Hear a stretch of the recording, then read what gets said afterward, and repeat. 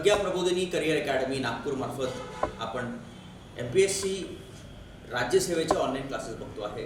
त्याच्यामध्ये आपला जो टॉपिक सुरू आहे तो आहे मॉडर्न हिस्ट्री आणि कालचाच आपण जो टॉपिक आहे तो कंटिन्यू करतो आहे आणि समोर चाललो आहे. सो मॉडर्न हिस्ट्रीमध्ये जो आपला टॉपिक काल जो संपला होता तो होता गोलमेज परिषद. गोलमेज परिषद, येस, गोलमेज परिषद जे आहे, गोलमेज परिषद हा आपला टॉपिक होता. Round table conference, round table conference. So मित्रांनो, राऊंड टेबल कॉन्फरन्स कुठे झाली होती याच्यावर आपण काल चर्चा केली होती. राऊंड टेबल कॉन्फरन्स सगळे डिस्कस केले आपण. Round table conference 1, round table conference 2 आणि round table conference 3. 3 round table conference झाले. तिन्ही राऊंड टेबल कॉन्फरन्सेसवर आपण चर्चा केली. तिन्ही राऊंड टेबल कॉन्फरन्सचे काही इम्पॉर्टंट पॉईंट्स आपण कव्हर अप करण्याचा प्रयत्न केला. राऊंड टेबल कॉन्फरन्स गोलमेज परिषद जे आहे त्या संपल्या 1932ला. 1932ला तिसरी गोलमेज परिषद संपली. सो तिसरी गोलमेज परिषद संपल्यानंतर सायमन कमिशनची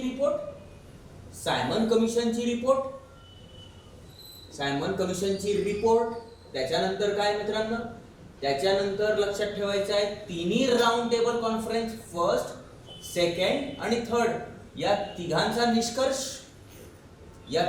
निष्कर्ष.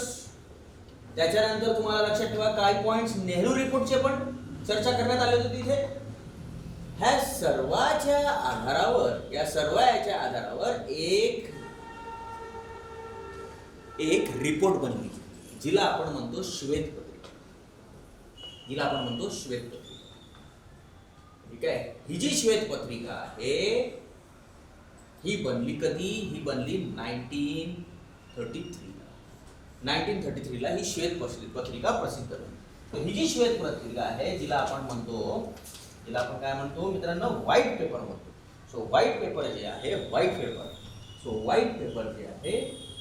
याला आपण म्हणतो व्हाईट पेपर. हा जो व्हाईट पेपर आहे, हा व्हाईट पेपर एप्रिल 1933ला प्रसिद्ध झाला. ह्या एप्रिल 1933च्या जे श्वेतपत्रिका आहेत व्हाईट पेपरमध्ये ह्या सर्व घटना आणि त्याचा सर्वांचा निष्कर्ष जो आहे इथे ठेवण्यात आला. दिस इज व्हाईट पेपर. आता व्हाईट पेपर जे बनलेला आहे, जी श्वेतपत्रिका आहे, त्या श्वेतपत्रिकेमध्ये सर्व पॉइंट्स इन्क्लुडेड आहेत. त्याच्यावरती चर्चा जी आहे करण्यासाठी एक संयुक्त प्रवर समितीची स्थापना करण्यात आली. एक संयुक्त प्रवर समिती. सो आता इथे हाऊस ऑफ कॉमन्स आहे, दोन घरं आहेत. हाऊस ऑफ कॉमन्स आहे आणि हाऊस ऑफ लॉर्ड्स आहे. या हाऊस ऑफ कॉमन्स आणि हाऊस ऑफ लॉर्ड्स यांची मिळून एक समिती बनली ज्याला आपण म्हणतो संयुक्त प्रवर समिती. या संयुक्त प्रवर समितीचे जे अध्यक्ष होते, हे मी तुम्हाला काल सांगितले होते, त्याचे अध्यक्ष होते लॉर्ड लिनलिथगो हे त्याचे अध्यक्ष होते. सो लॉर्ड लिनलिथगोच्या अध्यक्षतेखाली या श्वेतपत्रिकेचा पूर्ण अभ्यास करण्यात आला आणि या श्वेतपत्रिकेचा पूर्ण अभ्यास करून या समितीने पूर्ण अभ्यास केला आणि या समितीने एक रिपोर्ट जाहीर केली. ठीक आहे, 1934ला. ही जी रिपोर्ट आहे याला आपण म्हणू संयुक्त प्रवर समितीची रिपोर्ट म्हणू. ठीक आहे, संयुक्त प्रवर समितीची ही जी रिपोर्ट आहे ही 1934ला प्रसिद्ध झाली. ठीक आहे, त्याचा तारीख पण तुम्हाला दिली तो 11 नोव्हेंबर 1934. सो याला काय म्हणू मित्रांनो, आपण म्हणू संयुक्त प्रवर समितीची रिपोर्ट. ठीक आहे, ही 1934. श्वेतपत्रिका कधी रिलीज झाली? 1933. गोलमेज परिषद तिसरं कधी संपलं? 1932. गोलमेज परिषदेचं पहिलं काय होतं? जातीय निवाडा आहे. लक्षात ठेवा, जातीय निवाडा डिक्लेअर झाल्यानंतर इथे काय आहे? पुणे करार आहे. पुणे करार, जातीय निवाडा, पुणे करार 1932.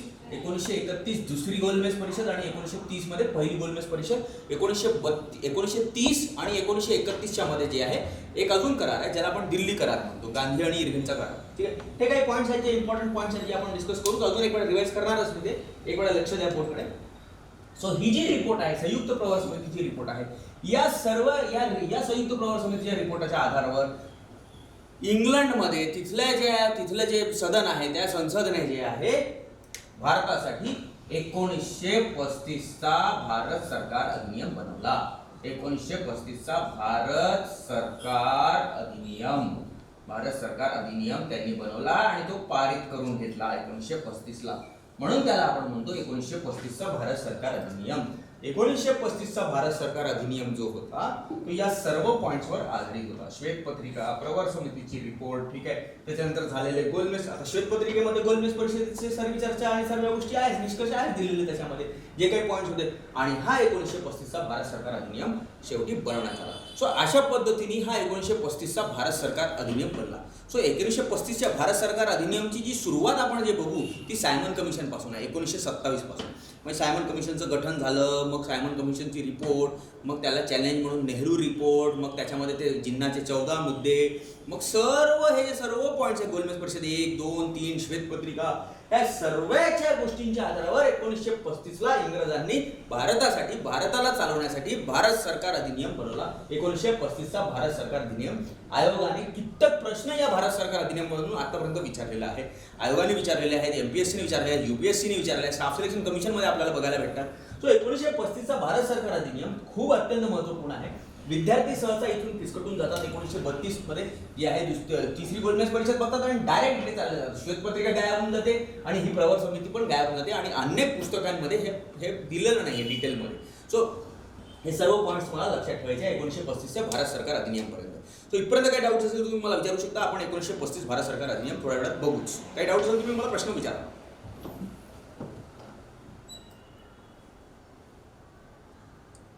बोर्ड क्लिअर आहे सगळ्यांना?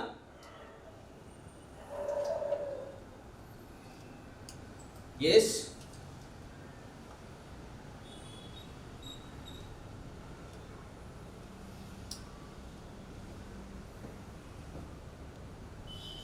बर.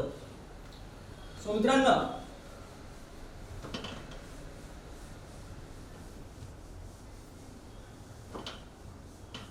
एक पर्टिक्युलर फॉर्मॅट जर मला दाखवायचा असेल, म्हणजे एक पर्टिक्युलर त्याचा जो घटनाक्रम जर मला बघायचा असेल, ते घटनाक्रम ज्यावर आधारित क्वेश्चन अनेक वेळा विचारलेले आहेत. सो सर्वात पहिले तुम्हाला लक्षात ठेवायचं आहे मित्रांनो की तुम्हाला लक्षात ठेवायचं आहे सविनय कायदेभंग चळवळ. सविनय कायदेभंग चळवळ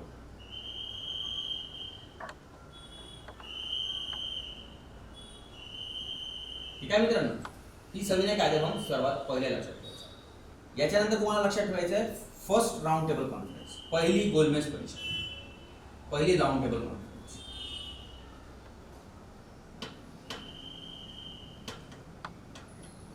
हे पहिले झालं, नंतर हे झालं. त्याच्यानंतर मित्रांनो गांधी इर्विन करार लक्षात ठेवायचं, व्हेरी व्हेरी इम्पॉर्टंट. 1931 करार झाल्यानंतर मित्रांनो तुम्हाला लक्षात ठेवायचं आहे सेकंड राऊंड टेबल कॉन्फरन्स. हा क्रम आहे बरं. सेकंड राऊंड टेबल कॉन्फरन्स त्याच्यानंतर 1931. सेकंड राऊंड टेबल कॉन्फरन्स झाल्यानंतर गांधीजी परत येतात आणि आंदोलन चालू करतात. CDM 2 आहे, सविनय कायदेभंग आंदोलन द्वितीय आहे, परत चालू. ठीक आहे. त्याच्यानंतर मित्रांनो तुम्हाला लक्षात ठेवायचं आहे सेकंड राऊंड टेबल कॉन्फरन्स आणि मग त्याच्यानंतर CDM 2. मग त्याच्यानंतर तुम्हाला लक्षात ठेवायचं आहे मित्रांनो व्हेरी व्हेरी इम्पॉर्टंट, तुम्हाला लक्षात ठेवायचं आहे जातीय निवाडा लक्षात ठेवायचा. कम्युनल अवॉर्ड म्हणतो आपण. येस. त्याच्यानंतर तुम्हाला लक्षात ठेवायचं आहे कम्युनल अवॉर्ड 1932 लक्षात ठेवायचं आहे. त्याच्यानंतर तुम्हाला लक्षात ठेवायचं आहे पुणा करार लक्षात ठेवायचा. पुणा करार 1932. पुणा करार झाल्यानंतर तुम्हाला लक्षात ठेवायचं आहे third round table conference. Third round table conference 1933. मग तुम्हाला लक्षात ठेवायचं आहे व्हाईट पेपर. व्हाईट पेपर लक्षात ठेवायचं तुम्हाला. मग तुम्हाला लक्षात ठेवायचं आहे संयुक्त प्रवर समिती. संयुक्त प्रवर समितीची रिपोर्ट लक्षात ठेवायची. अहवाल, रिपोर्ट म्हणजे अहवाल. आणि मग तुम्हाला माहित पाहिजे काय झालेलं आहे. मग झालेलं आहे भारत सरकार अधिनियम. सो अशा पद्धतीने हे पॉईंट्स तुम्हाला लक्षात ठेवायचे. खूपच इम्पॉर्टंट पॉईंट्स आहेत, टेक अवे पॉईंट्स आहेत हे तुम्हाला लक्षात ठेवायचं. याच्यात काही डाऊट्स तुम्ही विचारू शकता. अधिवेशनावर येऊ ना रजत. आपण रजत आपण अधिवेशन सगळे बघतोच ना. आपण सर्व अधिवेशन आपण बघतो. आता आतापर्यंत आपल्याला 1925 पर्यंतचं अधिवेशन झालेलं आहे. कानपूरचं अधिवेशन पर्यंत शेवटी मी तुम्हाला शिकवलं होतं. 1925चं शेवटचं कानपूरचं अधिवेशन जे झालं होतं ते सरोजिनी नायडू पहिली भारतीय महिला काँग्रेसची अध्यक्ष. तिथपर्यंत आपण बघितलंच आहे. 1915 ते 1925 बघितलं. आता 1925 ते 1935 बघूया हे टॉपिक संपल्यानंतर. ठीक आहे. उद्या जेव्हा आपण येऊ ते पूर्ण जे आहेत 1925 ते 1935 चे अधिवेशन बघूया. अधिवेशनांचं महत्त्व आहेच, नो डाऊट आहेच, पण हा एक क्रम आहे. याच्यानंतर ही घटना घडली, याच्यानंतर ही घटना घडली, याच्यानंतर ही घटना घडली, याच्यानंतर ही घटना घडली. या घटना घडण्याचा क्रम जो आहे हा लागोपाठ आहे. ठीक आहे. आणि इथून जे आहे तुम्ही प्रिव्हियस इयर पेपर चेक करा, त्याच्यामधून तुम्हाला फॉर्मॅट लावा, क्रम लावा, असे प्रश्न विचारलेले आहेत. ठीक आहे. सो डन डन आहे सगळ्यांना. चलो आगे बढ़ते हैं. तो आता आपण पुढे जाऊया.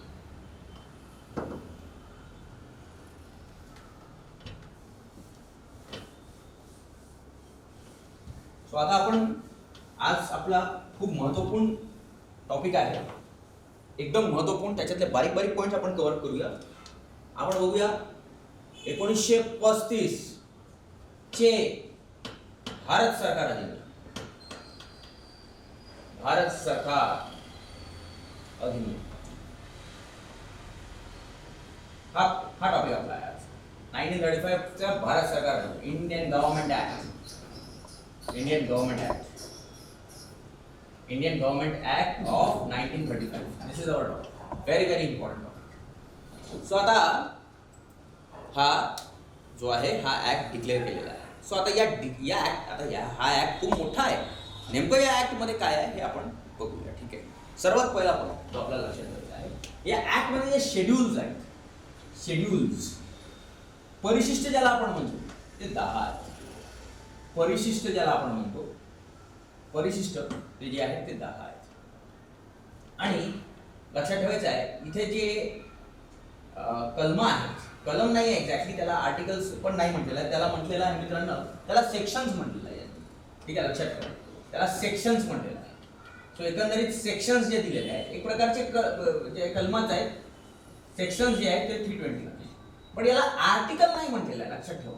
जे आजचं संविधान आहे त्याच्यामध्ये आर्टिकल आहे, पण या संविधानामध्ये म्हणजे या कायद्यामध्ये जे आहे सेक्शन्स सांगितलेला आहे. तो शब्द जो वापरलेला आहे तो सेक्शन्स आहे. तो सेक्शन्स जे आहेत ते 321 आहे आणि शेड्यूल्स जे आहेत ते 10 आहेत. सो हा पहिला पॉईंट लक्षात ठेवायचा. दुसरा पॉईंट या कायद्यामध्ये जर तुम्हाला लक्षात ठेवायचा आहे, बघा कायदा खूप मोठा आहे. ठीक आहे, आपल्याला सगळ्यांना माहिती आहे की 70% जे भारतीय संविधान आहे, 70% जो भारतीय संविधान आहे तो इथूनच बनलेला आहे. सो नेक्स्ट पॉईंट जो तुम्हाला लक्षात ठेवण्यासारखा आहे, व्हेरी व्हेरी इम्पॉर्टंट, जो तुम्हाला लक्षात ठेवण्यासारखा तो आहे की याच्यामध्ये भारताला एक संघ बनवलेला आहे. भारत हा एक संघ असेल, भारत हा एक काय असेल, संघ असेल. आणि या संघामध्ये 3 टॉपिक असतील. या संघामध्ये एक केंद्र असेल. ठीक आहे, एक संघामध्ये एक केंद्र असेल, संघामध्ये प्रांत असेल मित्रांनो. ठीक आहे, प्रांत असतील. ठीक आहे, प्रांत म्हणजे राज्य. ठीक आहे, आणि त्याच्या व्यतिरिक्त संस्थानिके असतील, संस्थानिके असतील. Very very important. सो हे डिस्क्रिप्शन क्लिअरली केलेलं आहे. ठीक आहे, भारताला एक संघ बनवण्याचा प्रयत्न केलेला आहे आणि या संघामध्ये केंद्र, प्रांत आणि संस्थानिकांचा समावेश असेल. ठीक आहे, ज्या संस्थानिकेला राहायचं आहे तो राहू शकतो, ज्या संस्थानिकेला नाही राहायचं आहे तो स्वतंत्र पण राहू शकतो. हा पण एक पॉईंट.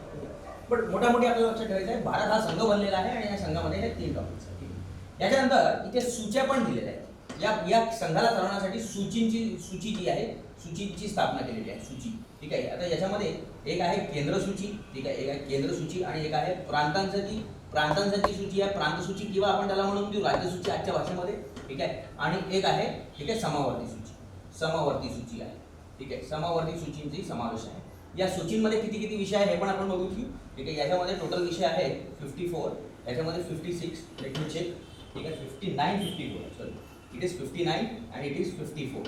ठीक आहे, आणि समवर्ती सूचीमध्ये एकूण 36 विषय आहेत. सो हे काही इम्पॉर्टंट पॉईंट आहे. सो इथपर्यंत डाऊट्स क्लिअर आहेत सगळ्यांना? काही डाऊट असेल तर इथपर्यंत विचारा. अजून भरपूर काही आहे ते आपण बघूच. याच्यामध्ये काही डाऊट आहे तर आता विचारा.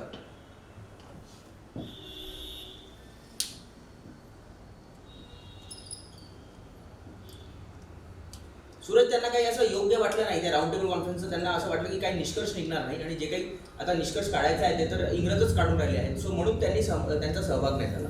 इंडियन नॅशनल काँग्रेस आणि मुस्लिम लीगने त्याचा सहभाग नाही घेतला. ठीक आहे, इथपर्यंत डाऊट्स क्लिअर आहेत मित्रांनो? अजून काही डाऊट्स इथपर्यंत? बरं. सो आता सर्वात इम्पॉर्टंट पॉईंट जे तुम्हाला लक्षात ठेवायचे, जे आयोगाने वारंवार प्रश्न विचारलेला आहे. ठीक आहे, सो बोर्ड कव्हर होऊन राहिला आहे का बघूया. येस, हा. सो तुम्हाला जो पॉईंट लक्षात ठेवायचा आहे मित्रांनो तो आहे की प्रांतामध्ये द्विदल शासन पद्धत रद्द करणे. प्रांतात जी द्विदल शासन पद्धत आहे, द्विदल जी शासन पद्धत आहे द्विदल शासन पद्धत प्रांतात रद्द करण्यात आली. द्विदल शासन पद्धती जी आहे ते रद्द करण्यात आलेली आहे. खूप खूप इम्पॉर्टंट आहे. ठीक आहे. द्विदल शासन पद्धत कधी रद्द झाली? ठीक आहे. द्विदल शासन पद्धत प्रांतांमधून कधी रद्द झाली? तर 1935च्या भारत सरकार अधिनियमानुसार रद्द झाली. द्विदल शासन पद्धत कधी लागू झाली? तर 1919च्या भारत सरकार अधिनियमानुसार लागू झाली. लक्षात ठेवा. त्यालाच आपण मॉन्टेग्यू चेम्सफोर्ड कायदा पण म्हणतो. ठीक आहे. सो द्विदल शासन पद्धत लागू करण्यात आली होती प्रांतांमध्ये, जी रद्द झाली होती 1935ला ती रद्द झाली होती. ठीक आहे. 1919ला ती लागू झाली होती. आता ही जी द्विदल शासन पद्धत आहे ही प्रांतांमध्ये रद्द करण्यात आली होती. तुम्हाला आठवत असेल सायमन कमिशननी पण हे रद्द करायला सांगितलं होतं. तुम्हाला आठवत असेल नेहरू रिपोर्टनी पण हे रद्द करायला सांगितलं होतं. सो प्रांतात जी आहे द्विदल शासन पद्धत रद्द करण्यात आली, परंतु केंद्रात द्विदल शासन पद्धत लागू झाली. केंद्रात जी आहे द्विदल शासन पद्धती लागू झाली. द्विदल शासन पद्धतचा अर्थ समजून घ्या. द्विदल शासन म्हणजे दोन घरं नाही, दोन घरं असणं म्हणजे द्विसदनात्मक असतं. ठीक आहे. द्विदल म्हणजे दोन. इथे काय आहे, केंद्रात द्विदल झालं, द्विदल शासन पद्धत लागू झाली म्हणजे काय झालं की व्हाईसरॉय जवळ पॉवर आणि काही प्रांत जे निवडून येतील, जे काही निवडून आलेले लोक असतील त्यांच्याजवळ काही पॉवर असतील. ठीक आहे. पॉवर इकडे पण आणि इकडे पण पॉवर, याला आपण म्हणतो द्विदल शासन पद्धत. काही विषय यांच्याकडे, काही विषय यांच्याकडे.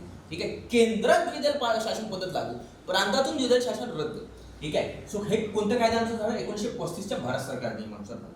हा पण खूप अत्यंत महत्त्वाचा पॉईंट आहे जो तुम्हाला लक्षात ठेवण्यासारखा आहे. इथपर्यंत काही डाऊट असेल तर विचार. ठीक आहे. सो पुढे जाऊया मित्रांनो. ठीक आहे.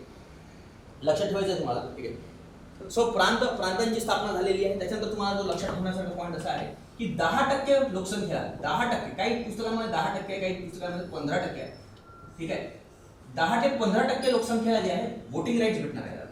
लोकसंख्याला निवडणुकाचा अधिकार भेटणार आहे. निवडणुकीत वोट टाकण्याचा अधिकार भेटणार आहे. वोट. ठीक आहे. 10 ते 15% लोकसंख्येला जे आहे वोट टाकण्याचा अधिकार भेटणार आहे. तुम्हाला हाही पॉईंट लक्षात ठेवायचा आहे. ठीक आहे. इथे 1. ठीक आहे. हा दुसरा पॉईंट लक्षात ठेवायचा आहे. हा तिसरा पॉईंट लक्षात ठेवायचा आहे. हा प्रांतात हा चौथा पॉईंट मित्रांनो. हा 5वा पॉईंट मी इथे लिहून देतो आहे. ठीक आहे. 6वा पॉईंट जो तुम्हाला लक्षात ठेवायचा आहे मित्रांनो, खूप इम्पॉर्टंट पॉईंट आहे. 6वा पॉईंट तुम्हाला लक्षात ठेवायचा आहे की आरबीआयची स्थापना करण्यात यावी. आरबीआय, रिझर्व्ह बँक ऑफ इंडियाची जी स्थापना आहे ती करण्यात यावी. ठीक आहे. ही लक्षात ठेवा तुम्ही. ठीक आहे. आरबीआयची स्थापना करण्यात यावी. या गोष्टी याच्यामध्ये होतात. ठीक आहे. त्याच्यानंतर मित्रांनो पूर्ण भारतासाठी एका कोर्टाची स्थापना करण्यात आली, सुप्रीम कोर्ट. पण सुप्रीम कोर्ट तिथे नाव नाही, तिथे नाव आहे फेडरल कोर्ट नाव आहे. लक्षात ठेवा. त्या कायद्यामध्ये जे नाव दिलं होतं फेडरल कोर्टाची स्थापना करण्यात आली, जे पूर्ण भारतासाठी असेल, ते सुप्रीम कोर्टाचं कार्य करेल. ठीक आहे. आरबीआयची स्थापना करण्यात आली, सुप्रीम कोर्टासाठी सुप्रीम कोर्ट किंवा फेडरल कोर्टाची स्थापना करण्यात आली. ठीक आहे. आरबीआयची स्थापना करण्यात आली. नो डाऊट आरबीआय स्थापनेमध्ये सर्वात मोठा योगदान डॉक्टर बाबासाहेब आंबेडकरांचं आहे. हे पण 100% खरं आहे. ठीक आहे. त्यांच्याचमुळे त्यांनी जे त्यावेळेस जो बनवलेला जो ग्रंथ होता त्याच्या आधारावर त्यांचे जे रिसर्च पेपर होते त्याच्यावर जे आहे हे आरबीआयची स्थापना करण्यात आली असं इथे समावेश होतो. ठीक आहे. नेक्स्ट तुम्हाला लक्षात ठेवायचं आहे की तुम्हाला लक्षात ठेवायचं आहे बॉम्बेपासून सिंधला वेगळे करण्यात आले. बॉम्बेपासून सिंधला वेगळ्या प्रांताचा दर्जा देण्यात आला. सिंधला वेगळ्या प्रांताचा दर्जा देण्यात आला. ठीक आहे. त्याच्यानंतर लक्षात ठेवायचं आहे ओरिसाला पण नवीन प्रांत बनवण्यात आला. ओरिसा पण हा नवीन प्रांत बनलेला आहे. ठीक आहे. ओरिसा पण हा नवीन प्रांत बनलेला आहे. सिंधला वेगळ्या प्रांताची दर्जा द्यावा, ओरिसाला वेगळा प्रांत बनवण्यात यावे, हे पण लक्षात ठेवायचं आहे तुम्हाला. 10वा पॉईंट तुम्हाला जो लक्षात ठेवायचा आहे तो लक्षात ठेवायचा आहे की ब्रह्मदेशाला भारतातून वेगळं करण्यात आले. ब्रह्मदेशला काय म्हणायचे त्यावेळेस? बर्मा म्हणायचे. बर्मा किंवा ब्रह्मदेश, मराठीमध्ये ब्रह्मदेश, हिंदीमध्ये ब्रह्मदेश. ठीक आहे. ब्रह्मदेशाला भारतातून जे आहे भारतातून वेगळे करण्यात यावे. वेगळे करण्यात यावे म्हणजे केलंच भारतातून वेगळे. ठीक आहे. सो हे सर्व पॉईंट्स मला लक्षात ठेवायचे आहे. ठीक आहे. भारतातून वेगळे करण्यात यावे. ठीक आहे. वेगळे केले. ठीक आहे. हे सर्व पॉईंट्स जे आहे तुम्हाला हे भारत सरकार अधिनियमाबद्दल हे लक्षात ठेवायचे आहे. अत्यंत जे आहे इम्पॉर्टंट डिटेल्स मी तुम्हाला सांगतो आहे हे खूप इम्पॉर्टंट आहे. लक्षात ठेवा. ठीक आहे. येस. अजून एक आता जे प्रांत आहे मित्रांनो तुम्हाला सर्वांना माहिती आहे. आज पण जेव्हा आपण भारताची गोष्ट करतो. ठीक आहे. किती राज्य आहेत आपल्याकडे? 28 राज्य आहेत ना. 28 राज्य आहे. टोटल 28 आहे. ठीक आहे. राज्य 29 नाही, 28 आहे. बरोबर. आता काश्मीर जो राज्याचा दर्जा आहे ते समाप्त झालेला आहे. सो 28 राज्य आहेत आपल्याकडे आणि अजून 2 केंद्रशासित प्रदेश. सो 2 केंद्रशासित कोणते आहेत ते आहे पॉंडिचेरी आणि तो आहे दिल्ली. 28 राज्य. ठीक आहे. 28 राज्य मित्रांनो. ठीक आहे. पॉंडिचेरी आणि दिल्ली. यस. याच्यामध्ये जे आहे काय आहे आपल्याला काय बघायला भेटते? विधानसभा बघायला भेटते. विधानसभा. आणि यांच्यापैकी काही राज्य आहेत. ठीक आहे. काही राज्य आहेत तिथे आपल्याला काय भेटते बघायला?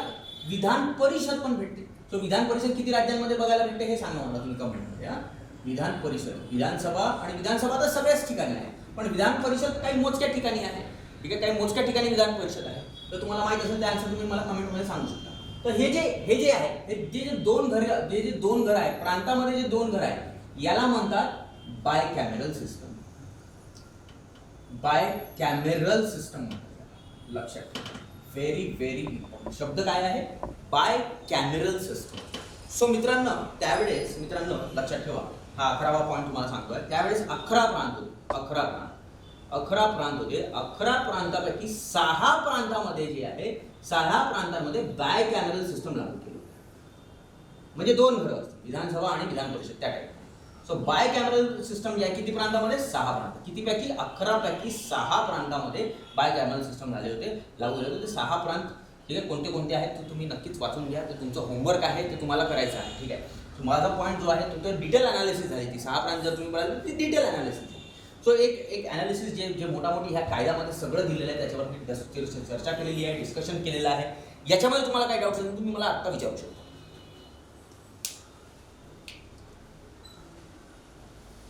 कोणी 5 म्हणताय, कोणी 6 म्हणताय, एनिवेज ठीक आहे. पण हा पॉईंट तुम्हाला सगळ्यांना समजलेला आहे. ठीक आहे. हो नक्कीच रिपीट करूच आपण. ठीक आहे. नक्कीच रिपीट करू. ठीक आहे. बरं, अजून कोणाला काही डाऊट असेल तर तुम्ही विचारू शकता. सो आपण हा 1935चा भारत सरकार अधिनियम वाचतो आहे. 1935चा भारत सरकार अधिनियम हा इतिहासाच्या दृष्टिकोनाने पण महत्त्वाचा आहे. 1935चा भारत सरकार अधिनियम भारतीय संविधानच्या दृष्टिकोनात पण खूप जरुरी आहे. म्हणजे त्याचा एक कम्प्लीट आयडिया असला पाहिजे. बघा मित्रांनो, मी नेहमी सांगतो ठीक आहे, 3 जे विषय असतात ना, भूगोल, संविधान, भूगोल कॉन्स्टिट्यूशन आणि त्याच्यानंतर आपलं जे इतिहास आहे, हे तिन्ही इंटर रिलेटेड सब्जेक्ट आहे. ठीक आहे. ज्याला भूगोल चांगलं येतात त्याला ऑटोमॅटिकली इतिहास चांगले होणार, ज्याला इतिहास चांगला येतात त्याला कुठेतरी भूगोल चांगले होते. ठीक आहे. त्याला संविधान पण चांगलं जमायला लागेल. ठीक आहे. हे इंटरकनेक्टेड आहे. ठीक आहे. सो आपण फोकस करूया. आजचा जो आपण टॉपिक आपण घेत होतो हा होता 1935चा भारत सरकार अधिनियम. श्वेतपत्रिकेवर चर्चा केली आणि प्रवर समितीने चर्चा करून आपली रिपोर्ट दिली 1934ला. आणि त्या रिपोर्टच्या आधारावर जे आहे इंग्लंडच्या संसदेमध्ये एक नवीन कायदा बनवण्यात आला भारताला चालवण्यासाठी. त्याचंच नाव आहे 1935चं भारत सरकार अधिनियम. 1935च्या भारत सरकार अधिनियमामध्ये जे मेन पॉईंट्स आहेत ते आपण डिस्कस करतो. सर्वात पहिला पॉईंट जो मी तुम्हाला सांगितलं की त्याच्यामध्ये जे परिशिष्ट होते, जे शेड्यूल्स होत्या ते 10 होते. 10 परिशिष्टांची संख्या होती. त्याच्यानंतर जे सेक्शन्स होते, सेक्शन्स कलमान होते, आर्टिकल्स शब्द नाही दिलेला आहे, शब्द दिलेला आहे सेक्शन्स. सो टोटल 321 सेक्शन्सचा समावेश होता. हे लक्षात ठेवायचं आहे. हा पहिला पॉईंट. त्याच्यानंतर भारताला हा जो आहे, भारत हा एक संघ असेल आणि या संघामध्ये केंद्र, प्रांत आणि संस्थानिके असतील. प्रांत म्हणजे एक प्रकारचे राज्य, केंद्र असेल, प्रांत असेल, संस्थानिक असेल. ज्या संस्थानिकेला भारताचा हिस्सा बनायचा तो बनू शकतो. तुम्हाला माहिती आहे पहिल्या गोलमेज परिषदेमध्ये 16 राज्यांचा समावेश होतो. ठीक आहे. ज्यांच्या संस्थानिकांमध्ये राहायचा इच्छा आहे तो राहू शकतात, ज्यांना नाही राहायचं आहे ते नाही राहतात. ठीक आहे. त्याच्यानंतर या संघाला चालवण्यासाठी 3 सूची असतील. केंद्राकडे राज्यसूची आणि समावती. केंद्राकडे 59 विषय देण्यात आले. ठीक आहे. राज्यसूची म्हणजे प्रांतसूचीमध्ये 54, समवर्तीमध्ये 36. त्याच्यानंतर मी तुम्हाला सांगितले की प्रांतांमधून द्विदल शासन पद्धत रद्द करण्यात आली. द्विदल शासन पद्धत मी तुम्हाला आधी पण शिकवलेली आहे. तुम्ही आधीच्या टॉपिक्समध्ये तुम्हाला जर आठवत असेल तर द्विदल शासन पद्धत म्हणजे ठीक आहे, काही पॉवर्स मुख्यमंत्र्याकडे, काही पॉवर्स राज्यपालाकडे आणि ते मिळून जे आहे राज्याला, त्याला द्विदल शासन पद्धत. ठीक आहे. द्विसदनात्मक पद्धत नाही, द्विसदनात्मक गोष्ट वेगळी असते. ठीक आहे. द्विदल शासन पद्धत बघितलं, केंद्रात द्विदल व्हाईसरॉय वगैरे हे सगळं मी केंद्रात द्विदल शासन पद्धत लागू करण्यात आली. वेरास प्रांतातून द्विदल शासन पद्धत काय करण्यात आली? रद्द करण्यात आली. ॲट द सेम टाइम मित्रांनो लक्षात ठेवा, 5वा पॉईंट जो तुम्हाला सांगितलं की 10 ते 15% लोकसंख्येला जे आहे या कायद्यानुसार निवडणुकीचा अधिकार देण्यात आला होता. सो तुम्हाला मी होमवर्क देतो आहे, निवडणुकामध्ये ज्यांनी भाग घेतला ते नेमकं लोक कोण होते ते तुम्ही माहिती करून मला नक्कीच उद्या सांगा. ठीक आहे. सो नेक्स्ट RBIची स्थापना करण्यात यावी हे पण घोषणा करण्यात आली याच्यामध्ये. ठीक आहे. त्याच्यानंतर सुप्रीम कोर्ट, फेडरल कोर्टची पण स्थापना करण्यात आली. इथे सांगण्यात आलं सिंध प्रांताला वेगळ्या प्रांताचा दर्जा देण्यात आला. बॉम्बे प्रांतातून सिंध वेगळं करण्यात आलं. ओरिसा जी आहे, ओरिसाला पण एक नवीन प्रांताचा दर्जा भेटलेला आहे. ठीक आहे. त्याच्यानंतर तुम्हाला लक्षात ठेवायचं आहे भारतातून ब्रह्मदेशाला वेगळं करण्यात आलं. ठीक आहे.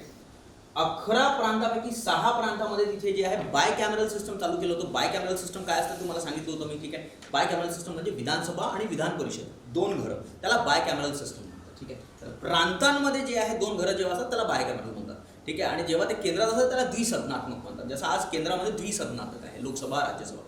सो हे सर्व पॉईंट्स मी तुम्हाला सांगितलं होतं आणि हे सर्व पॉईंट्सच्या आधारावर जे आहे 1935चं भारत सरकार अधिनियम बनवलं. सो 1935चं भारत सरकार अधिनियमामध्ये काही डाऊट्स असेल तुम्ही मला विचारू शकता. जसं मी तुम्हाला 1935चं भारत सरकार अधिनियम सांगितलेलं आहे तशाच पद्धतीने तुम्ही 1909चं मिंटो मार्ले, 1919चं मॉन्टेग्यू चेम्सफोर्ड पण हमखास वाचून घ्या. Very very important. संविधानिक म्हणजे संविधानच्या दृष्टिकोनाने, कॉन्स्टिट्यूशनच्या दृष्टिकोनाने ते खूप इम्पॉर्टंट. ठीक आहे, चल. अरे तो ऍक्ट नंतर बनवला आला ना, तो ऍक्ट आरबीआयचा ऍक्ट नंतर बनला ना. बघा, आरबीआय बनवा असं सांगितलेलं आहे. ठीक आहे, आरबीआय बनवण्यात यावी, मग ती बनवण्यात यावी, मग त्याच्यासाठी स्पेशल प्रोव्हिजन्स, त्याच्यासाठी प्रोव्हिजन्स बनले. त्याच्यासाठी प्रोव्हिजन नंबर 1 ते एक समिती बसवण्यात आली, मग त्यांनी ऍक्ट पारित केला, मग तो ऍक्ट बनवला. तो 1934चा ऍक्ट आहेच, नो डाऊट. पण इथेच त्याची संकल्पना टाकली होती की हे सर्व पॉईंट्स आले पाहिजे. ठीक आहे, आता जो भारताचा जो कायदा बनला, भारताला चालवण्यासाठी जो कायदा बनला, त्याच्यामध्ये हे सर्व असलं पाहिजे. सुप्रीम कोर्ट, आरबीआय वगैरे वगैरे वगैरे. मग त्याच्यासाठी कामं चालू झाले, मग त्यांनी पारित करून घेतलं हे सगळं बनवून. लक्ष्मीकांत वाचवा. ठीक आहे, माझं असं म्हणणं आहे की सगळ्यांना, ठीक आहे, ज्यांना पण डाऊट्स आहेत, ठीक आहे, जे लोक राज्यसेवेची तयारी करून राहिले, खासकर त्यांनी लक्ष्मीकांत वाचावं. लक्ष्मीकांतमध्ये हे सर्व कायदे व्यवस्थित दिलेले आहेत. बाय कॅमेरल सिस्टम आणि द्विदल शासन पद्धत मी तुम्हाला सांगितलेलं आहे, दुसऱ्यांदा सांगतो आहे. द्विदल शासन पद्धत काय आहे हे मी तुम्हाला आधी पण सांगितलेलं आहे. क्लासेस जर कंटिन्यू असतील तर तुम्हाला माहिती असेल. मधा तुम्ही येऊन बसाल तर प्रॉब्लेम होणार. द्विदल शासन पद्धतमध्ये दोघांच्या हातात पॉवर होते. प्रांतामध्ये दोघांच्या हातात पॉवर. ठीक आहे, एक कोण राज्यपाल आणि एक कोण असेल प्रांतामध्ये मुख्यमंत्री असेल. तर मुख्यमंत्री आणि राज्यपाल या दोघांच्या हातामध्ये जे आहे शक्त्या, मग ह्या शक्त्या, याच्या जवळच्या शक्त्या वेगळ्या, याच्या जवळच्या शक्त्या वेगळ्या, मग हे कोलॅप्स होत होते, त्यांच्यात भांडणं होत होते. याला द्विदल शासन पद्धत म्हणतात.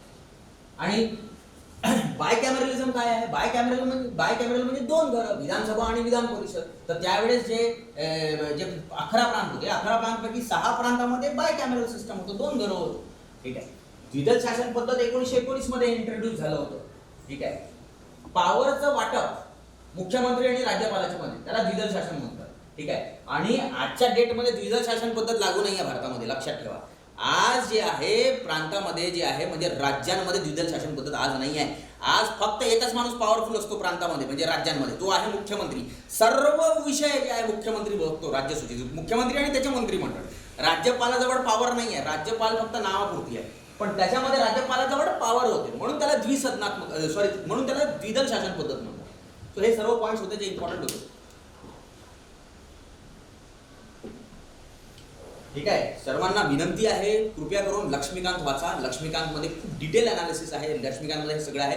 आणि जसं बघा कसं आहे, ज्यावेळेस आपण हे सर्व एक्झामची तयारी करतो तर त्यावेळेस आपल्याला हे कायदे माहीतच असले पाहिजे. ठीक आहे, लॉंग फ्रॉम रेग्युलेटिंग ऍक्ट 1773चं जे रेग्युलेटिंग ऍक्ट आहे तिथून आपल्याला सगळे कायदे वाचायचे. जसं आपण लक्ष्मीकांत उघडतो तसे हे कायदे सगळे दिलेले आहेत ना त्याच्यामध्ये, तर सगळे आपल्याला वाचून काढावं लागतात. ठीक आहे, चलो आगे. त्याच्यात काही डाऊट्स आहेत कुणाला तर विचारू शकतो मग. Any doubts? काय डाऊट? पुढे जायचं का आपण?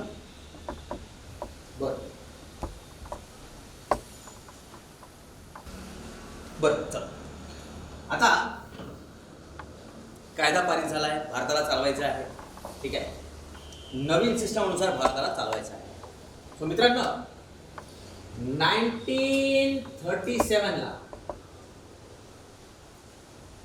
1937 ला प्रांतीय निवडणुका झाल्या.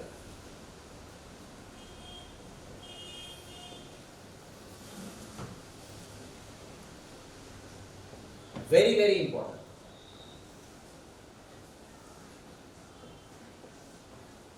प्रांतीय निवडणुका झाल्या. कोणत्या कायद्यानुसार प्रांतीय निवडणुका झाल्या? 1935 चे भारत सरकार अधिनियम.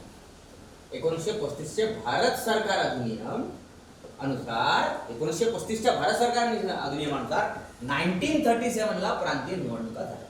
किती प्रांत आहेत मित्रांनो? 11 प्रांत.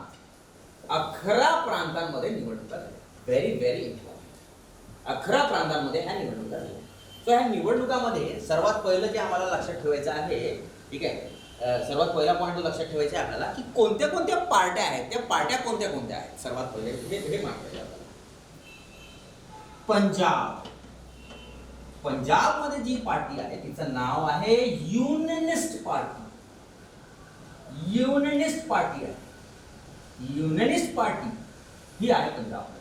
आणि ही जी पार्टी आहे युनियनिस्ट पार्टी ती स्थापित केलेली आहे सिकंदर हयात आणि अफरस हुसेन. काय नाव आहे? सिकंदर हयात आणि अफरस हुसेन. यांची ती पार्टी, ज्या लोकांची पार्टी आहे. कुठे? पंजाबमध्ये. आता येऊ बंगालमध्ये. Very very important. बंगालमध्ये जी पार्टी आहे जी तुम्हाला लक्षात ठेवायची आहे, बंगालमध्ये जी पार्टी आहे ती आहे कृषक प्रजा पार्टी आणि कृषक प्रजा पार्टी. कृषक प्रजा पार्टी.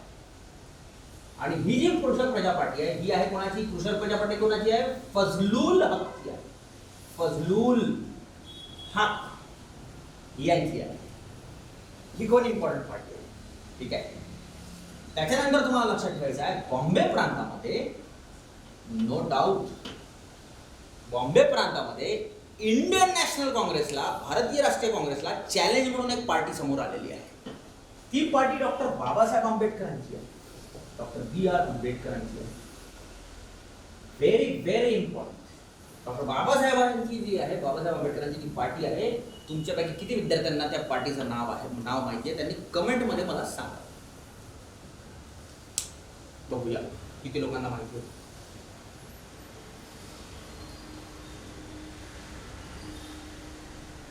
येस, कमेंटमध्ये सांगा मला किती लोकांना त्या पार्टीचं नाव माहिती आहे.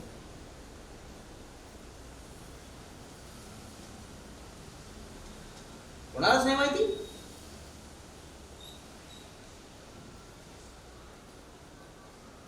Excellent answer. Very good. त्या पार्टीचं नाव आहे स्वतंत्र मजदूर संघ. हे नाव आहे स्वतंत्र मजदूर संघ.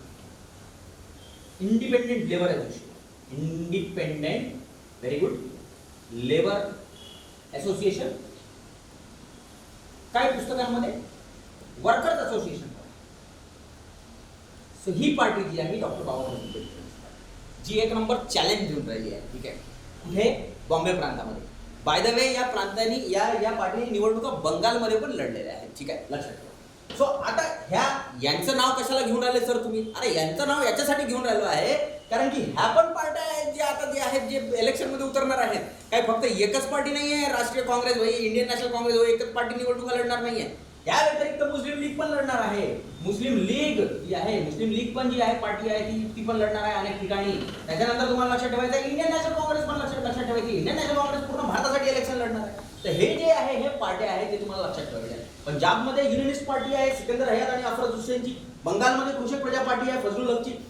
बॉम्बेमध्ये डॉक्टर बाबासाहेब आंबेडकरांची पार्टी आहे स्वतंत्र मजदूर संघ. आणि मुस्लिम लीग जी आहे ती पण मुस्लिम सीट जे होत्या, ज्या मुस्लिम सीट होत्या ज्यांना स्वतंत्र मतदारसंघ देण्यात आले, त्या मुस्लिम लीगचे स्वतंत्र मतदारसंघामध्ये त्या मुस्लिम सीटांवर इलेक्शन लढणार आहे. काँग्रेस पण बऱ्याचशा ठिकाणी इलेक्शन लढणार. सो ह्या काही पार्ट्या आहेत ज्याच्यात तुम्हाला आयडिया असला पाहिजे. आता अजून पुढे जाऊ. ठीक आहे. Very good. खूप छान आन्सर देऊन राहिले. काय विद्यार्थ्यांना खरंच चांगली जाणीव आहे. बाकीच्या विद्यार्थ्यांना मी सजेस्ट करतो की खूप अभ्यास करा, डिटेल अनालिसिस करून वाचा. ठोकण्यांचा अभ्यासाने होणार नाही. ठीक आहे. पुढे जाऊ. आता निवडणुका झाल्या. सो निवडणूक स्टार्ट झाली. निवडणूक जी आहे ती झालेली आहे 1585 सीट्सवर झालेली आहे. 11 प्रांतांना मिळून इतक्या सीटा होत्या. 1585 सीट्स. 1585 सीट्स पैकी 711 सीटांवर, काही ठिकाणी 707 पण दिलेलं आहे. 711 सीटांवर जे आहे काँग्रेसला यश मिळालेलं आहे. इंडियन नॅशनल काँग्रेसला यश मिळालेलं आहे. Very very important. खूप इम्पॉर्टंट पॉईंट. 711 जागेवर जे आहे काँग्रेसला यश मिळालेलं आहे. काँग्रेसला जे आहे 711 सीटांवर, काही पुस्तकांमध्ये 707 पण लिहिले आहे. 711 जागांवर जे आहे काँग्रेसला जे आहे यश मिळालेलं आहे. किती आहेत? 11 प्रांतांना मिळून किती सीट आहेत? 1585 सीट्स टोटल सीट्स. ठीक आहे. त्याच्यापैकी 711 सीटांवर काँग्रेसला यश मिळालेलं आहे. हे पॉईंट लागले. त्याच्यानंतर तुम्हाला लक्षात ठेवायचं आहे की 5 प्रांत असे आहेत जिथे पूर्ण बहुमत आहे काँग्रेसला. पूर्ण बहुमत. सो कोणते ते 5 प्रांत आहेत जिथे पूर्ण बहुमत आहे काँग्रेसला? येस, मद्रासमध्ये बहुमत आहे. ठीक आहे. त्याच्यानंतर यूपी, संयुक्त प्रांतमध्ये पूर्ण बहुमत आहे. त्याच्यानंतर बिहारमध्ये बहुमत आहे, पूर्ण बहुमत 1 2 3 4 आणि पाचवा आहे ओडिशा. आता तुम्ही म्हणा यूपी म्हणजे उत्तर प्रदेश का? अरे ते उत्तर प्रदेश नाही आहे, युनायटेड प्रोव्हिन्स आहे. युनायटेड प्रोव्हिन्स आहे आणि त्याला आज उत्तर प्रदेश म्हणतात. ठीक आहे. या युनायटेड प्रोव्हिन्सला मराठीमध्ये किंवा हिंदीमध्ये, मराठीमध्ये त्याचं नाव आहे सांगतो तुम्हाला. येस, त्याला संयुक्त प्रांत म्हटलेलं आहे. दिस इज संयुक्त प्रांत. या 5 ठिकाणी पूर्ण बहुमत आहे. ठीक आहे. या 5 ठिकाणी पूर्ण बहुमत आहे, म्हणजे या 5 ठिकाणी काँग्रेस सरकार बनवणार आहे, या 5 ठिकाणी काँग्रेसने सरकार बनवलं. या व्यतिरिक्त 3 ठिकाण अशी आहेत जिथे काँग्रेसने गठबंधन करून सरकार बनवलं. म्हणजे एका एका एका पॉईंटने जर बनायचं आहे, सांगायचं असेल तर 8 प्रांतात काँग्रेसची सरकार, 8 प्रांतात इंडियन नॅशनल काँग्रेसनी सरकार बनवलेली आहे. काही ठिकाणी गठबंधन करून बनवलेली आहे. लक्षात ठेवा, 8 प्रांतामध्ये इंडियन नॅशनल काँग्रेसनी सरकार बनवली आहे. Very very important. ठीक आहे. बाकीचे काही प्रांत आहेत जिथे दुसऱ्यांनी सरकार बनवली. ठीक आहे. लक्षात ठेवा, बंगालमध्ये कृषक प्रजा पार्टीने बनवली आहे. बंगालमध्ये कृषक प्रजा पार्टी यांनी सरकार बनवली. हे लक्षात ठेवायचं. कृषक प्रजा पार्टीने सरकार बनवली आहे बंगालमध्ये. कृषक प्रजा पार्टी कोणाची आहे? मी आता सांगितलं तुम्हाला. कृषक प्रजा पार्टी कोणाची आहे? कृषक प्रजा पार्टी जी आहे ती आहे फजलुल हकची पार्टी. फजलुल हक. ठीक आहे. फजलुल हक. आणि कृषक प्रजा पार्टीने पण काही वेळेस गठबंधन केलेलं आहे. इथे गठबंधन जे आहे, पहिले तर मुस्लिम लीग सोबत गठबंधन केलेलं आहे. कालांतराने त्यांनी हिंदू महासभा सोबतही गठबंधन केलेलं आहे. हिंदू महासभा सोबतही गठबंधन आहे. लक्षात ठेवा. सो त्याच्यानंतर बंगाल झालेला आहे. त्याच्यानंतर तुम्हाला लक्षात ठेवायचं आहे, पंजाबमध्ये युनिलिस्ट पार्टी बनवत आहे. पंजाबमध्ये सरकार जी बनवत आहे ती आहे युनिलिस्ट पार्टी. ते लोक पण तिथे युनिलिस्ट पार्टी, सिकंदर हयात खान तुम्हाला सांगितलं मी तुम्हाला, तिथे त्यांनी सरकार बनवली. सो हे सर्व जे पॉईंट्स आहेत तुम्हाला लक्षात ठेवायचं आहे. आता इथे मुस्लिम लीग जी आहे, आता लक्षात ठेवा, मुस्लिमसाठी वेगळे जे मतदारसंघ होतं, मुस्लिम सीट्स जे होते, टोटल मुस्लिम सीट्स आहेत टोटल 482 सीट्स आहेत. या 1585 पैकी 482 सीट्स जे आहे मुस्लिमसाठी राखीव आहे. तर या 482 सीट्स पैकी 482 भेटले पाहिजे होते मुस्लिम लीगला. मुस्लिम लीग तर म्हणून राहिली मी पूर्ण मुस्लिम समाजाला नेतृत्व करत आहे, पण मुस्लिम लीगला काहीच यश नाही मिळालेलं आहे या पर्टिक्युलर निवडणुकामध्ये. मुस्लिम लीगला फक्त 106 जे सीट आहेत, 106 सीटांवरच यश मिळालेलं आहे. 106 सीटांवरच यश मिळालेलं आहे. 1 नंबर फ्लॉप पार्टी झालेली आहे मुस्लिम लीग. ठीक आहे. त्यांचे जे बहुल क्षेत्र आहे, जे मुस्लिम बहुल क्षेत्र आहे, ठीक आहे, वायव्य प्रांत, ठीक आहे, वायव्य प्रांत, पंजाब, ठीक आहे, त्याच्यानंतर लक्षात ठेवा बंगाल, त्याच्यानंतर सिंध, अरे या सर्वच ठिकाणी त्याला काही असं खूप मोठं बहुमत भेटलेलं नाहीये. म्हणून मुस्लिम लीग, हे बघा, म्हणून मुस्लिम लीग जे आहे, मुस्लिम लीगला माहित आहे की आपल्याला मुस्लिम बहुल क्षेत्रामध्येच यश नाही मिळालेलं आहे, तर काय मतलब आहे. ठीक आहे. सो मुस्लिम लीगला काहीच यश नाही मिळालं आणि म्हणून मुस्लिम लीगने जी आहे 1939 नंतर तुम्ही बघू शकता, मुस्लिम लीगने पोलराईज केलं, जनतेला जे आहे धर्माच्या आधारावर जे आहे असं हरवण्याचा प्रयत्न केलेला आहे. ठीक आहे. हा जो देश आहे हा मुस्लिमांचा देश नाही आहे वगैरे वगैरे वगैरे, त्यांनी पोलराईज करण्याचा प्रयत्न केला, जेव्हा त्यांना यश नाही मिळालं. ठीक आहे. मुस्लिम लीगला काहीच यश नाही. अरे मुस्लिम लीग स्वतः त्यांच्या मुस्लिम बहुल क्षेत्रामध्ये जिंकू नाही शकली. ठीक आहे. सो जेव्हा तुम्ही मुस्लिम बहुल क्षेत्रामध्येच नाही जिंकू शकू राहिले आहे आणि त्याच्यानंतर काँग्रेसला 26 सीटांवर, 26 या 482 पैकी 26 सीटांवर काँग्रेसचे जिंकलेले आहेत. जे काँग्रेसचे सदस्य ते जिंकलेले आहे. मुस्लिम सदस्य जे आहे ते काँग्रेसचे सदस्य ते जिंकलेले आहे. 26 सीटांवर काँग्रेसला या मुस्लिम सीटांवर यश मिळालेलं आहे. सो तुम्ही बघू शकता की मुस्लिम लीग इथे खूप मोठी फ्लॉप पार्टी आहे. ठीक आहे. इथे काही त्याला खूप मोठा यश नाही भेटलेला आहे. या पूर्ण समजा तुम्ही या पूर्ण जे आहे निवडणुकांचं जर तुम्ही पूर्ण जे आहे स्टडी केली तर सर्वात मोठा यश ज्यांना भेटलेला आहे ते आहे बाबासाहेब आंबेडकरांची पार्टी. ठीक आहे. बॉम्बे प्रांतामध्ये त्यांनी जे आहे काही 18 सीटांवर निवडणुका केल्या होत्या. 18 सीटपैकी 15 सीटांवर त्यांचे सदस्य निवडून आलेले आहेत. ही विकिपीडियाची डिटेल्स मी तुम्हाला सांगतोय. विकिपीडियाने जे डिटेल्स दिलेले आहेत त्या विकिपीडियाच्या डिटेल्समधून हा आकडा देतो मी तुम्हाला. 18 सीटांपैकी जवळपास 15 सीटांवर जे आहे बाबासाहेबांची पार्टीने यश मिळवलेलं आहे. ठीक आहे. सो हे पण लक्षात ठेवण्यासारखं आहे. ठीक आहे. आता आपण सगळे प्रांत पण बघू. ठीक आहे. तसं मी तर डिटेल अनालिसिस करण्याचा प्रयत्न करतो आहे, तुम्हाला समजवण्याचा प्रयत्न करतो आहे. ठीक आहे. कारण की खरंच मला असं वाटते काही विद्यार्थी एकदम योग्य आहेत आणि बाकी पण विद्यार्थी खूप बरोबर आहेत, ते पण चांगले आहेत, त्यांना अजून अभ्यास करण्याची गरज आहे. काही विद्यार्थी असे त्यांना थोडं अजून काही छोटे छोटे पॉईंट्स आहेत जे मला असं वाटतं की त्यांना दिले पाहिजे.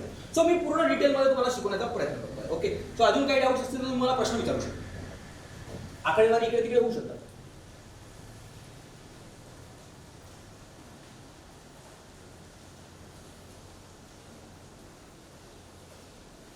येस, अजून काही डाऊट्स आहे याच्यामध्ये?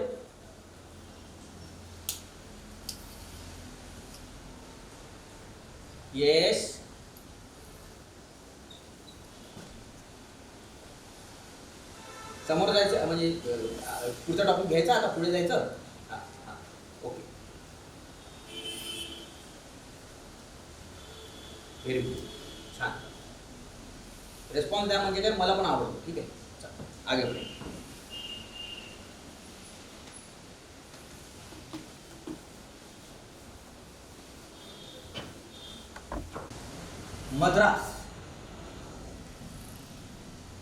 मद्रासला सरकार बनवली सी राजगोपालाचारी. ठीक आहे. सो आता एक विशेष पॉइंट आहे जे तुम्हाला सांगण्यासारखं आहे की प्रांतांना स्वातंत्र्य दिलेलं आहे ना या कायद्यानुसार. 1935च्या कायद्यानुसार प्रांतांना स्वातंत्र्य प्राप्त झालं. प्रांतांना स्वातंत्र्य प्राप्त म्हणजे प्रांतामध्ये निवडणुका होऊन सरकार बनेल. ठीक आहे. या पहिले प्रांतामध्ये निवडणुका झाल्या, पण स्वतंत्र त्या पद्धतीचं नव्हतं भेटलं जसं याच्यात भेटलं होतं, कारण राज्यपालाजवळ अजूनही शक्ती होती. ठीक आहे. 1919 मध्ये इथे काहीच शक्ती नाही. ही सर्व शक्ती जी आहे मुख्यमंत्रीच्या हातात येणार आहे. सो मुख्यमंत्री जे आहे ते आहे सी राजगोपालाचारी. पण आता एक गोष्ट लक्षात ठेवण्यासारखी अशी आहे मित्रांनो की त्यावेळेस 1935च्या अधिकारानुसार 1935च्या भारत सरकारानुसार याला मुख्यमंत्री नाही म्हटलेला आहे, याला प्रधानमंत्री म्हटलेला आहे. याच्यासाठी जो शब्द वापरलेला आहे तो प्रधानमंत्री आहे. ठीक आहे. सो 11 प्रांतामध्ये किती प्रधानमंत्री असतील? मग 11 प्रधानमंत्री असतील. ठीक आहे. तर आपण त्या प्रधानमंत्री शब्द नाही वापरू, आपण मुख्यमंत्री शब्दच वापरू, जेणेकरून तुम्हाला अजून व्यवस्थित समजायला येईल. ठीक आहे. सो मद्रास प्रांतामध्ये ज्यांनी सरकार बनवली त्यांचं नाव आहे सी राजगोपालाचारी, हे तिकडचे मुख्यमंत्री. ठीक आहे. त्याच्यानंतर आपण जाऊया मद्रास नंतर आपण जाऊया बिहार. बिहारमध्ये श्रीकृष्ण सिन्हा हे मुख्यमंत्री झाले. श्रीकृष्ण सिन्हा. त्याच्यानंतर तुम्हाला लक्षात ठेवायचं आहे मध्य प्रांतमध्ये NG खरे. मध्य प्रांतामध्ये NB खरे लक्षात. त्याच्यानंतर तुम्हाला युनायटेड प्रोव्हिन्स. ठीक आहे. संयुक्त प्रांतात तुम्हाला लक्षात ठेवायचं आहे गोविंद वल्लभ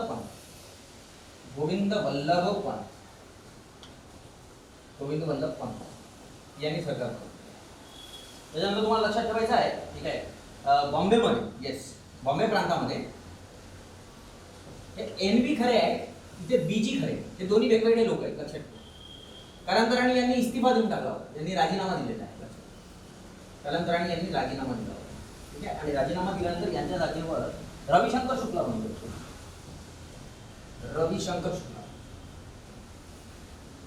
मुख्यमंत्री म्हणले रविशंकर शुक्ला. ठीक आहे. बॉम्बे प्रांतात BG खरे. त्याच्यानंतर तुम्हाला लक्षात ठेवायचं आहे बंगालमध्ये फजलुल हक.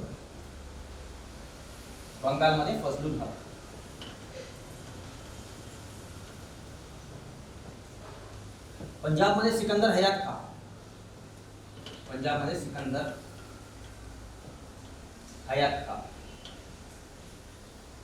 त्याच्यानंतर तुम्हाला लक्षात ठेवायचं सिंधमध्ये अल्लाह बख्श.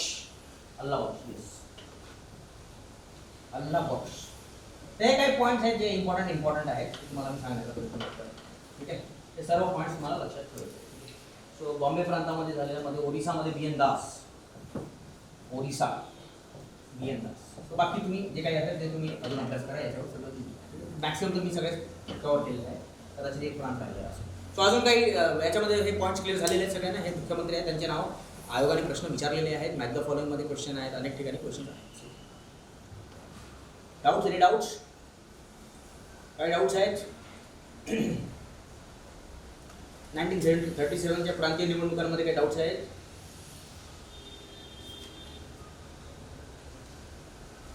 Very good.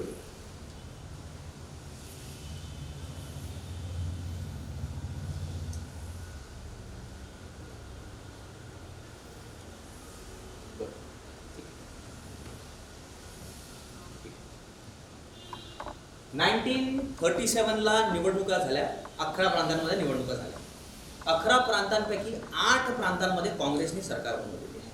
5 प्रांतांमध्ये तर पूर्ण बहुमत आहे. ठीक आहे. 8 प्रांतांमध्ये काँग्रेसने सरकार बनवली. त्याच्यानंतर सरकार बनवल्यानंतर हे काही ते लोक आहेत त्यांचे जे मुख्यमंत्री होते ते आपले प्रांत हँडल करत होते. तर मद्रासमध्ये सी राजगोपालाचारी आहेत, बिहारमध्ये श्रीकृष्ण सिन्हा आहेत, मध्य प्रांतामध्ये NB खरे आहेत, बऱ्याचशा ठिकाणी NB खरे आणि BG खरे मध्ये काही डाऊट आहे, ठीक आहे, इंटरचेंज करून टाकतात, ठीक आहे, असं नाही आहे, ठीक आहे. ते नंतर म्हणे राजीनामा देऊन इकडे आले म्हणे, एक व्यक्ती म्हणे ते इथे राजीनामा दिला म्हणे त्यांनी आणि ते इकडे येऊन मग मुख्यमंत्री म्हणले. तसं काहीच नाही आहे, दोन लोक वेगवेगळे, ठीक आहे. सो असं कन्फ्युजन नको घ्या, ठीक आहे. बंगालमध्ये फजलुल हक आहे, बंगालमध्ये फजलुल हक, कृषी प्रजा पार्टी, सिकंदरमध्ये युनियनिस्ट पार्टी, हे सर्व पार्ट्या तुम्हाला लक्षात ठेवायचं. एक अजून एक्स्ट्रा पॉईंट होतो, मद्रासमध्ये जस्टिस पार्टी होती पण ती हारली होती इलेक्शन. मद्रासमध्ये जस्टिस पार्टी आहे पण त्यांनी इलेक्शन हारली आहे. जस्टिस पार्टी ही जी जस्टिस पार्टी आहे ही इलेक्शन हारलेली आहे, हे पण तुम्हाला लक्षात ठेवायचं आहे. मद्रासमधली जी जस्टिस पार्टी आहे त्यांनी इलेक्शन ते हारलेलं आहे, जे इम्पॉर्टंट आहे ते लक्षात ठेवायचं. आता हे सर्व पॉईंट जे आहेत ते तुम्हाला लक्षात ठेवायचे आहेत. आणि आता ठीक आहे, आता समोर आता सरकार बनली, ठीक आहे, आता सरकारी बनले, आता चालवायचे आहेत, ठीक आहे.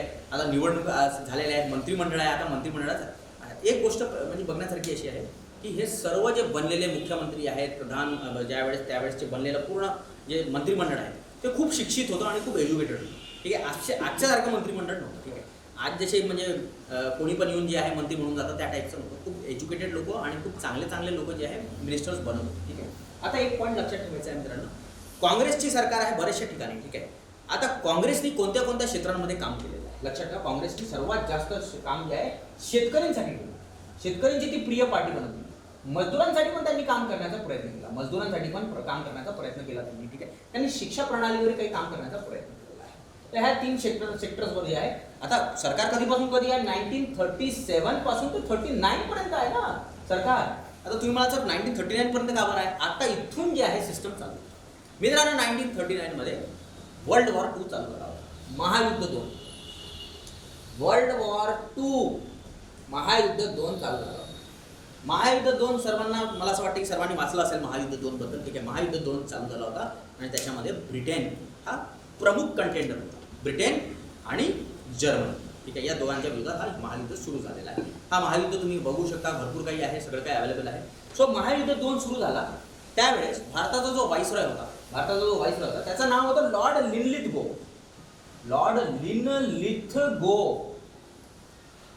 हा व्हाईसरॉय आहे भारताचा. खूप इम्पॉर्टंट आहे, व्यवस्थित आहे. हा भारताचा व्हाईसरॉय आहे. यांनी काय केलं, यांच्याशी संपर्क न करता, प्रांतांशी संपर्क न करता, ठीक आहे, काहीच न विचार करता, आता भारताची सर्वात मोठी पार्टी म्हटल्यानंतर काँग्रेसच आहे. कारण की 50% सीटांवर आलेली आहे ना, 1585 सीटापैकी 711 सीटांवर बहुमत भेटलेलं आहे, म्हणजे जवळपास 50% बहुमत आहे भारतामध्ये, ठीक आहे. सो या काँग्रेस पक्षाला न विचारता जे आहे त्यांनी जे आहे युद्धामध्ये भारत पण सामील आहे असा निर्णय घेतला आणि भारत पण जे आहे ब्रिटनच्या बाजूने युद्ध लढत आहे असं घोषणा केली. तर याच्यामुळे काय झालं, या काँग्रेसच्या सगळे जे 8 जे ठिकाणी काँग्रेसचं आहे, काँग्रेसची सरकार आहे, त्यांना खूप राग आला की बाबा आम्हाला का बरं विचारलं नाही, आमच्याशी संपर्क नाही केला वगैरे वगैरे. सो ह्या सर्व गोष्टींवर एक वाद निर्माण झाला.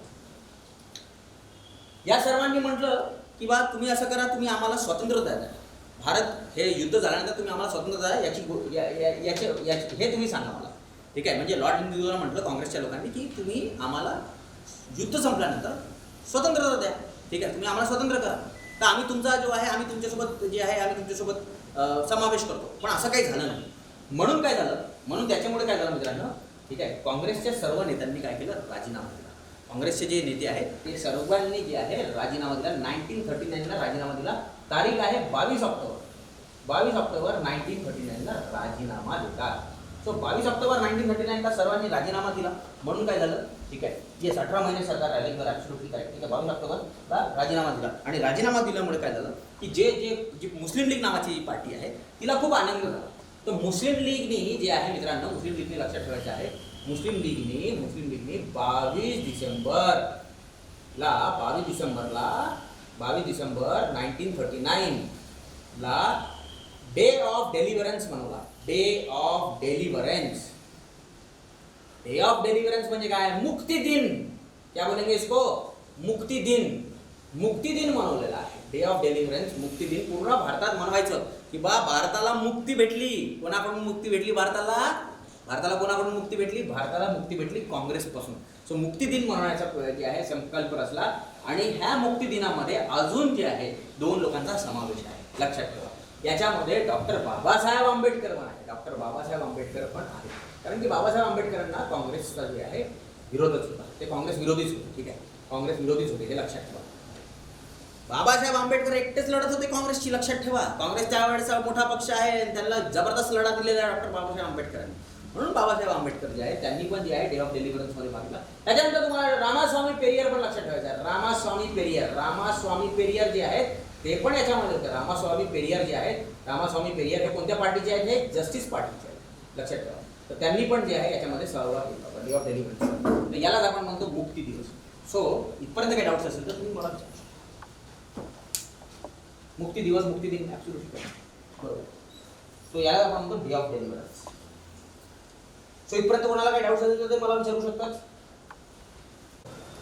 परत सांगतो आहे मित्रांनो, ठीक आहे. काँग्रेसचं सरकार चाललं जवळपास 28 महिने काँग्रेसचं सरकार चाललं, ठीक आहे. त्याच्यानंतर हे जे काँग्रेसचं सरकार जेव्हा चालत होतं तेव्हा जे आहे महायुद्ध 2 सुरू झालं. महायुद्ध 2 सुरू झाल्या त्यावेळेस भारताचा व्हाईसरॉय लॉर्ड लिंलिथगो होता.